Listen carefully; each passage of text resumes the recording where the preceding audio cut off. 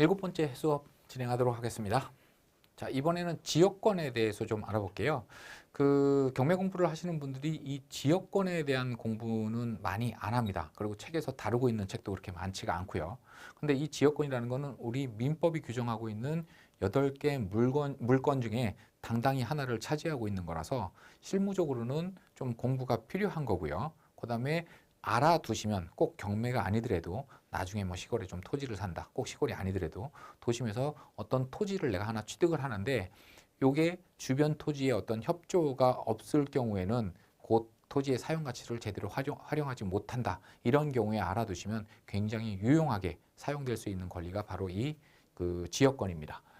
자, 지역권이 설정되어 있는 토지가 경매로 나왔습니다. 매각되고 있는 거죠.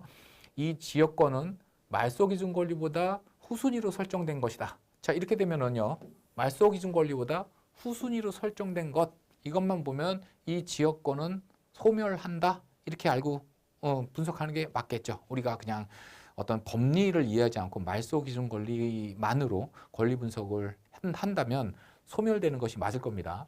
그런데 매각 물권 명세서를 보니 지역권은 말소 촉탁의 대상이 아니다. 지역권은 말소 촉탁의 대상이 아니다. 이 말은 지역권이 낙찰자한테 인수된다는 의미인가요? 당연히 그렇죠. 그죠? 지금 현재 등기상에 설정되어 있는 권리인데 낙찰받고 소유권 이전 등기 촉탁과 동시에 말소 촉탁도 같이 들어가는데요. 그 말소 촉탁 신청에 의해서 등기부상에 소멸되는 권리들이 다 지워지는데 신청을 해봐야 말소 촉탁 대상이 아니다. 이 지역권. 그 얘기는 뭐예요? 결국에는 낙찰자한테 인수가 된다. 인수되는 것이 얼마나 큰 부담이고 또 오히려 이익은 아닌지의 문제는 차치하고 일단 등기부 등본상에서 주말할 수는 없다. 빨간 선을 쫙 긋을 수는 없다라는 의미는 분명합니다. 자, 그렇다면 말소기준 권리 후에 설정된 지역권이 인수되는 이유는 무엇인가요? 요거에 대해서 한번 고민을 해보도록 하겠습니다. 자, 일단 우리 민법에서요. 291조는 지역권에 대해서 이렇게 정의하고 있습니다. 지역권자는 일정한 목적을 위하여 타인의 토지를 자기 토지의 편익에 이용하는 권리가 있다. 말은 어려운데 그림은 조금 이따가 설명으로 드리고요. 지역권자는 일정한 목적을 위하여, 여긴 괜찮습니다. 타인의 토지를, 여기까지도 괜찮은데요. 자기의 이익이 아니라요. 자기의 이익이 아니라 자기 토지의 이익이랍니다. 자기 토지의 이익, 그것도 이익이 아니라 편익이라는 표현을 썼죠. 그죠? 편익이라는 건 뭐예요? 일방적인 이익입니다. 일방적인. 서로 급부를 제공하는 게 아니라 일방적인 이익에 사용하는 권리가 있다입니다. 그러면 실무적으로 어떤 때에 되는지 하나 예를 좀 들어볼게요. 자, 도로가 이렇게 있습니다. 도로가 있고요. 뭐 시골 땅이 이렇게 반듯반듯하지는 않습니다만 이렇게 여기 A 소유의 토지가 있고요. 여기 B 소유의 토지가 있습니다. 그리고 나서 여기에 C 소유의 토지가 있어요. 그래서 뭐 뒤에 산도 있고 앞에 물도 있고 이렇게 해서 전원주택을 지으면 딱 좋을 만한 명당자리입니다. 근데 C가 건축 허가를 받으려고 단독주택에 대한 건축 허가를 받으려고 군청에 허가 신청을 했더니 거기서 허가가 반려됐습니다. 이유는 뭐겠어요? 진입로가 없잖아요, 지금. 그죠? 도로에서 공도라고 그러죠. 공공이 사용하는 도로. 공도에서 C 토지로 진입하는 도로가 없습니다. 그죠? 그래서 C는 A를 찾아갑니다. A를 찾아가서 A님, 당신 땅 요만큼을 내가 내 주택의 진입도로로 사용하는 것을 좀 허락해 주세요 라고 얘기를 합니다. 이랬을 때 A가 싫어요 하면은 그냥 상황이 종료되는 거고요. 그러세요. 뭐 여기 어차피 나도 이쪽으로 도로로 왔다 갔다 하는 거니까 크게 문제되지 않을 겁니다. 그러니까 쓰세요라고 해서 사용 승낙서를 써줬습니다. 그러면 C는 그 사용 승낙서를 가지고 건축 허가 신청을 할 수 있고요. 그렇게 되면 건축 허가가 나옵니다. 물론 다른 법에서 다른 규정에 의해서 건축 허가가 안 나올 수는 있지만 일단 진입도로 문제는 그렇게 해결이 가능합니다. 그래서 집을 멋지게 지어놨는데요. 문제는 뭐가 문제냐면 A가 C한테 허락한 토지 사용 승낙서라는 건 통행 승낙서라는 것은 A와 C가 서로 주고받은 채권 계약에 불과합니다. 근데 항상 채권 계약이라는 거는 당사자한테만 그 유효를 주장할 수 있다고 말씀드렸죠. 물권은 대세권이라서 세상 모든 사람들한테 그 물건의 배타적인 권리를 주장할 수 있지만 채권이라는 것은 당사자 사이에서만 유효한 계약입니다. 물론 개별법에서 그 채권을 이렇게 공시하면 대항력이 있다 이렇게 공시하면 대항력이 있다 규정한 것들이 있지만 거기에 맞지 않는 한은 일단 채권은 당사자 사이에서만 유효합니다. 이런 상태에서 A가 이 토지를 D한테 매각을 하게 되면은요, 이 토지의 소유자는 D가 되고요, D는 C한테 이 토지 사용을 불허할 수 있습니다. 막아버릴 수 있어요. 여기서 물론 막는다라는 거는 통행 자체를 불가능하게 할 수는 없습니다. 근데 차량 진입을 못하게 한다든가, 그다음에 나중에 오랜 후에 이 주택을 멸실하고 새로 신축 허가를 받을 때 허가가 안 나온다거나 이럴 수는 있죠. 근데 사람이 걸어 들어가는 것까지 막을 수는 없습니다만 어쨌든 D는 막을 수가 있어요. 그래서 C 입장에서는 아니 여태까지 전 소유자인 A하고 잘 합의해가지고 뭐 5년, 10년 아무 문제 없이 왔다 갔다 했던 도로인데 주인 바뀌었다고 이렇게 막는 법이 어디 있어요? 이거는 뭐 인간적으로는 나쁘죠. D가 좀 나빴네요. 그죠? 그러나 법률적으로는 아까 말씀드린 것처럼 토지 사용 승낙이라는 거는 A와 C 사이에서만 유효한 거기 때문에 D는 A의 의무를 그대로 승계하지 않습니다. 그래서 이런 경우 곤란하게 발생을 하고요. 반대로 A가 판 게 아니라 C가 한참 살다가 보니까 다른 데로 또 이사가 가고 싶어졌어요. 그래서 이 토지와 건물을 D한테 매도를 합니다. 그래서 D가 들어와서 사는데 이제는 A가 막아요. 이 A가. 그래서 D가 아니 여태까지 전 소유자인 C가 5년, 10년 동안 아무 문제 없이 통행했던 이 도로를 C한테는 C가 다닐 때는 아무 말 안 하더니 왜 내가 들어오니까 이걸 막으세요? 이것도 역시 A가 좀 나빴네요. 그러나 그건 법률적인 문제는 아니고요. 말씀드린 것처럼 토지 사용 승낙이라는 건 A와 C 사이에만 유효한 거기 때문에 A는 C한테 허락한 거를 D한테까지도 허락해야 될 의무가 전혀 없는 겁니다. 이게 채권 계약의 한계예요. 근데 우리 8개 물건, 민법이 규정하고 있는 물건으로서 이 권리를 확보해 둔다면 C가 이거는 물건에 대한 배타적인 권리이기 때문에 A의 소유권이 바뀌든 C의 소유권이 바뀌든 이 관계는 영원히 유지가 됩니다. 그래서 자기를 위해서가 아니라요. 자기의 편익이 아니라 자기 토지의 편익이라고 표현을 하고 있죠. 그래서 이 C가 D한테 이 주택과 토지를 매도하게 되면은요. 이때 C는 요 설정되어 있는 지역권은 내가 가져가고 건물만, 부동산만, 토지만 매각하는 것은 허용되지 않습니다. 그래서 이 토지의 소유자가 이 지역권도 별도의 약정이 없다고 하더라도 심지어는 반대의 약정이 있다고 하더라도 그 반대의 약정 무효고요. C 토지를 소유하는 자가 무조건 이 지역권도 가져가는 겁니다. 그래서 토지와 지역권은 서로 분리처분이 불가능하다. 그래서 우리 민법에서도 자기의 편익이 아니라 토지라는 표현을 분명히 넣은 거고요. 편익이라는 거는 이 그림 관계에서 볼 때 지금 C의 토지가 A 토지에 비해서 일방적인 이익을 받죠. 그죠? 물론 당사자 사이에서 요걸 사용하는 조건으로 뭐 연간 지료를 얼마씩 주기로 약정이 됐다라고 하면 그거는 유효하긴 합니다만 지역권의 내용은 물건으로서의 내용은 지료를 요건으로 하고 있지 않습니다. 그래서 무료인 지역권도 그 성립이 가능하고요.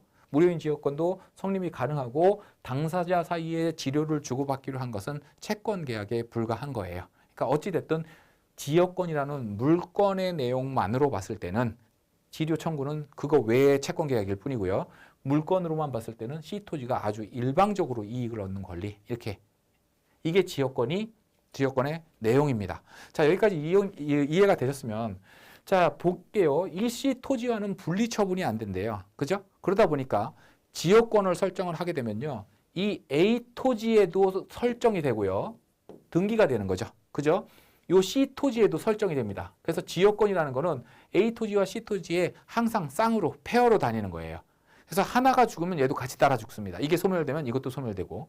그래서 하나만 소멸되고 이거는 살아있다. 이럴 수는 없습니다. 얘는 이익을 받는 토지고 얘는 이익을 주는 토지 이게 서로 연결되어 있는 거기 때문에 하나만 죽는 거는 의미가 없죠. 그죠? 항상 같이 다닙니다. 그래서 양쪽에 등기가 되는데 이때의 이 토지 A 토지는 일정한 역할을 승낙한 토지다. 그죠? 도로로서의 역할을 승낙한 토지죠. 그래서 승역지권 이렇게 얘기합니다. 승역지 이렇게 얘기해가지고 승역지역권이 설정이 되고요. 요 C 토지는 일정한 역할을 필요로 하는 토지다. 그죠? 어떠한 역할을 다른 사람 토지의 일정한 역할을 필요로 하는 토지죠. 그래서 요역지 이렇게 얘기합니다. 요역지역권 이렇게 얘기를 해요. 그래서 두 개가 다 그죠? 두 개가 다 등기가 되는 게 바로 지역권입니다. 자, 이런 상태에서 질문의 취지로 다시 돌아가 볼게요. 기억하세요. 요 그림 기억하셔야 됩니다. 일정한 역할을 승낙한 거. 그래서 부담을 제공하는 토지가 승역지역권이고요. 그 다음에 이익을 얻는, 편익을 얻는 토지가 요역지역권입니다. 그럼 사례로 가볼게요. 질문. 자, 이런 내용이에요. 1순위로 토지의 저당권이 설정이 됐습니다. 그 다음에 가압류가 집행이 됐고요. 그 다음에 지역권이 설정이 된 거예요. 그 다음에 가압류 또 압류. 이런 토지가 경매로 진행이 됩니다. 매각되고 있어요. 자, 우리가 배운 말소기준권리 이론으로 먼저 분석을 해볼게요. 이 토지 경매 사건에서 말소기준은 물론 무엇인가요? 우선 말소기준권리가 될 수 있는 권리부터 찾아볼게요. 저당 근저당 말소기준권리 될 수 있고요. 가압류 될 수 있습니다. 지역권은 없었죠. 말소기준권리가 될 수 있는 권리 내용이 없었습니다. 요거는 될 수가 없고요. 가압류 될 수 있고 압류 될 수 있고 경매 개시 결정 등이 될 수 있습니다. 이 사건에는 말소기준권리가 될 수 있는 권리가 무려 5개나 있네요. 이렇게 여러 개가 있을 경우에는 무엇이 말소기준권리가 된다? 그 중에서 가장 선순위, 그죠? 가장 선순위의 저당권이 말소기준권리가 된다. 그래서 얘가 말소기준권리가 되는데요. 자, 말소기준권리를 찾았으면 그 다음에 이제 인수와 소멸을 판단해야겠죠. 말소기준권리를 포함해서 이후의 권리는 다 소멸되고요. 그죠? 그보다 먼저 설정된 권리가 인수된다. 이게 말소기준권리 이론이 주장하는 권리 분석의 방법인데, 이대로라면, 이 기준대로라고 한다면 말소기준권리보다 선순위로 설정되어 있는 권리가 없으니까 다 소멸이 돼야 되죠. 그래서 결국에는 낙찰자한테 인수되는 부담이 없다라고 보는 게 맞습니다. 근데 매각물권 명세서에 이 지역권은 말소 촉탁의 대상이 아니다. 그래서 말소되지 않는다라고 분명히 표시가 되어 있다는 거예요. 이거는 말소기준권리 이론에 맞지 않는 내용 아니냐. 질문의 취지는 지금 이겁니다. 이게 왜 이런 일이 벌어지냐 하면요. 지역권이라는 거는 승역지와 요역지의 쌍으로, 페어로 등기된다고 그랬죠. 그죠? 그래서 같이 다니는 겁니다. 항상. 근데 이 인수와 소멸에 대해서는요. 만약에 이게 지역권이 아니라고 생각을 하고요. 지상권이라고 볼게요. 지상권도 역시 말소기준 권리가 될 수 없고요. 낙찰자한테 인수되는 권리잖아요. 근데 이 지상권이 인수되면 낙찰자, 이 토지의 소유권을 취득하는 자는요. 그죠? 토지의 소유권을 취득하는 자는 결국에는 그 부담을 떠안아야 되기 때문에 토지의 가격을 낮은 금액으로 낙찰받을 수밖에 없습니다. 그렇게 되면 낮은 금액으로 낙찰받는다는 얘기는 선순위 저당권자와 가압류권자가 배당받을 배당 재원이 그만큼 적게 확보가 된다는 거거든요. 그래서 얘네들한테 피해가 가기 때문에 지상권은 원래 인수되는 권리인데 소멸시키는 거거든요. 다시 말해서 후순위 권리들이 말소기준 권리보다 후순위 권리들이 소멸되는 법률적인 취지는 이 말소기준 권리가 손해를 보기 때문이에요. 그래서 얘를 보호하기 위해서 이후의 권리들은 다 소멸시키는 겁니다. 근데 이 지역권은 앞에서 우리 공부했던 것처럼 승역지라는 게 있고 요역지라는 게 있었죠. 그림 다시 돌아가 볼게요. 이 A 토지 입장에서는 요 지역권이 있음으로 인해서 그만큼의 자기 이 토지 전체를 사용하는 제한이 걸린 거죠. 그래서 이거는 부담입니다. 근데 요역지의 입장에서는요. 이게 맹지인데 여기에 설정된 요역지역권으로 인해서 이 부분을 통행하는데 전혀 문제가 없는 상태. 그래서 사실상 지적상으로는 맹지인데 실질적으로는 맹지가 아닌 땅이 돼버렸잖아요. 그죠? 오히려 C 토지에 설정된 요역지역권이라는 것은 C 토지를 이롭게 하는 겁니다. 편익에 작용하는 거거든요. 그죠? 그러다 보니까 이 지역권이 만약에 승역지역권, 앞에 그림에서 A 토지라고 한다면 소멸되는 게 맞습니다. 왜냐하면 부담이기 때문에 이 부담을 인수시킨다 그러면 낙찰가가 떨어질 것이고요. 그죠? 그렇게 되면 저당권자, 가압류권자한테 배당 재원이 확보되는데 조금 장애가 발생할 수도 있기 때문에 이거는 소멸이 맞습니다만 이 지역권이 승역지역권이 아니라 요역지다. 요역지다라고 한다면 이건 이익이 되는 권리거든요. C에. 그러면 저당권 설정 당시, 그 다음에 또 가압류 집행 당시에는 이 토지는 맹지였어요. 그죠? 아까 앞에 그래서 그림에서 그랬잖아요. 근데 지역권이 그 이후에 딱 설정이 되면서 맹지인 토지가 맹지가 아닌 토지가 돼버렸거든요. 그렇다면 선순위 근저당권자, 가압류권자 이 두 사람한테는 담보 설정 당시보다 오히려 담보 가치가 더 올라간 겁니다. 이익이 되는 거기 때문에 굳이 얘를 살려두는 게 오히려 배당 재원을 확보하는 데 더 효율적일 수 있습니다. 그래서 이런 경우에는 지워지지 않아요. 그래서 이 경매 사건에 지역권이 요역지라는 전제하에 보면은요. 근저당권 소멸, 가압류 소멸, 지역권 인수, 가압류 소멸, 압류 소멸, 경매 개시 결정 등기 소멸 이렇게 됩니다. 그럼 말소 기준 권리가 뭐예요? 근저당권? 아니죠. 왜냐하면 근저당권자가 말소 기준 권리라고 한다면 말소 기준 권리 이후에 모든 권리가 소멸이 돼야 되는데 얘가 살아남잖아요. 그럼 얘 말소 기준 권리 아니라는 얘기고요. 그러면 얘 살아남는 이후에 있는 이 가압류가 말소 기준 권리다? 이것도 아니죠. 이후가 다 소멸되는 건 맞지만 이 말소 기준 권리보다 선순위가 다 살아야 되는데 얘네들 죽잖아요. 그죠? 그러면 얘도 말소 기준 권리가 아닙니다. 이 경매 사건에서는 말소 기준 권리가 없어요. 그런 게 어디 있습니까? 있습니다. 왜냐하면 말소 기준 권리라는 것은 법률의 규정에 의한 것이 아니고요. 우리 경매하는 사람들이 이 권리 분석 단계를 조금 단순화하기 위해서 그냥 조금 편법을 만든 거예요.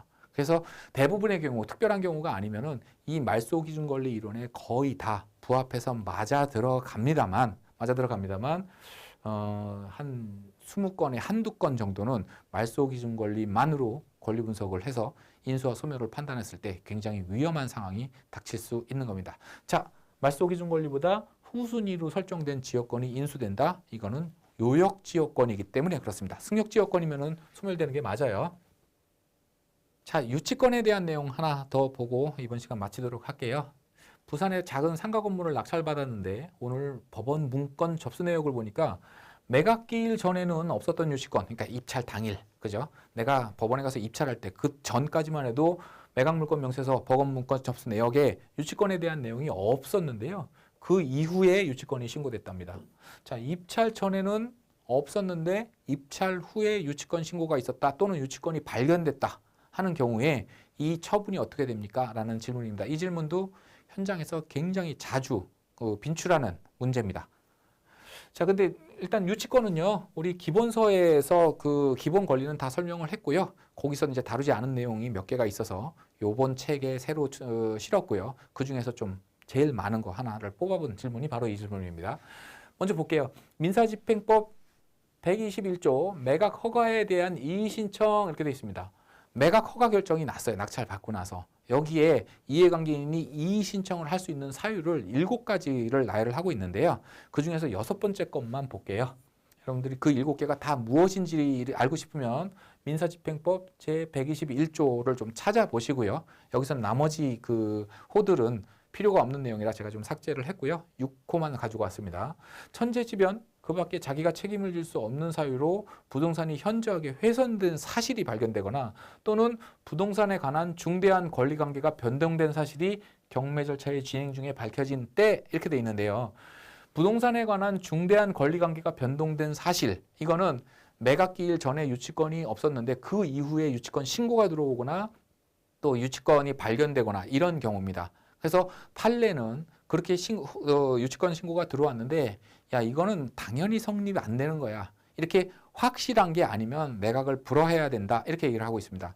자, 매각 허가에 대한 이의 신청이니까 법원 입장에서 매각 허가 전에 이 사실을 발견했다 그러면 굳이 매각 허가 결정을 해서 이의 신청을 받아서 불허할 게 아니라 바로 불허를 하겠죠. 그죠? 그러나 이 사실을 법원에서는 모르고 있고 낙찰자인 나만 알고 있다라고 한다면 매각 허가 결정 전이라면 이 불허가 신청을 해야 되고요. 이미 허가 결정이 났다라고 한다면 이의 신청을 함으로 인해 가지고 그 항고를 할 수가 있는 겁니다. 자, 이렇게 됐는데요. 그다음에 매각 허가 결정의 취소 신청입니다. 이미 매각 허가 결정이 났죠. 그죠? 그리고 나서 그 결정이 확정되기 전 우리 매각 허가 결정이 나게 되면은 항고 기간 일주일을 두죠. 그러니까 불복식 할 수 있는 그걸로 인해서 그 결정으로 인해서 피해를 보는 사람이 법원에 불복할 수 있는 기간을 일주일을 줍니다. 그래서 그 사이에 항고가 들어가게 되면 정식으로 소송이 진행이 되는데요. 그 텀이 지났습니다. 일주일이 지나면 이 결정이 확정이 됩니다. 그 다음에는 뒤집지 못하는 게 원칙인데 이러한 사정이 매각 허가 결정의 취소 신청인데요. 제121조 제6호에서 규정한 사실이 요거죠. 지금 요 내용이 매각 허가 결정이 확정된 뒤에 밝혀진 경우에도 취소할 수 있다. 이렇게 나와 있습니다. 이런 경우에는 매수인은 대금을 낼 때까지 매각 허가 결정에 취소 신청을 할 수 있다. 이렇게 되어 있습니다. 근데 이미 대금까지 납부를 했다. 그러면 역시 취소 신청할 수 있고요. 그다음에 대금, 납부한 대금을 반환 청구도 가능합니다. 근데 배당까지 다 돌아갔다. 채권자들한테 내가 낸 경매 잔금이 채권자들한테 다 배당까지 돌아갔다. 그러면 채권자들한테 갔던 배당을 다시 돌려받아서 취소할 수 있느냐? 그거는 안 됩니다. 뭐라고 돼 있어요? 경매의 진행 중에, 경매 절차의 진행 중에 밝혀진 때에 취소할 수 있다. 이의 신청할 수 있다. 이렇게 규정하고 있죠. 그래서 배당까지 완료가 됐다면 그 경매 사건은 종결된 거고요. 진행 중이라고 볼 수 없기 때문에 그 이후에는 뒤집을 수 없습니다. 그래서 뭐 아파트나 빌라 같은 경우에는 사실상 유치권이 들어올 확률이 거의 없고요. 들어온다고 하더라도 그 성립하지 않음이 명백한 경우가 대부분입니다. 근데 이제 상가 건물 같은 경우, 그것도 리모델링 공사 한 흔적이 있다든가 또 신축된 상가라든가 이런 경우에는 처음에 유치권 신고가 없었다고 하더라도 낙찰된 후에 다시 한번 또 가서 보시고요. 매각허가 결정난 다음에도 한번 보시고 잔금 납부하기 전에도 또 한번 보시고 해서 그 사이에 새로운 어떤 유치권 신고가 들어오거나 아니면 꼭 신고를 하지 않더라도 현장에 유치권을 주장하는 자가 점유하고 들어앉았거나 이러한 사실, 변동이 있었는지 분명히 확인을 하고 다음 절차를 진행하는 것이, 이행하는 것이 좀 안전하게 경매의 절차를 진행할 수 있는 방법이라 그렇게 말씀드리고 싶습니다.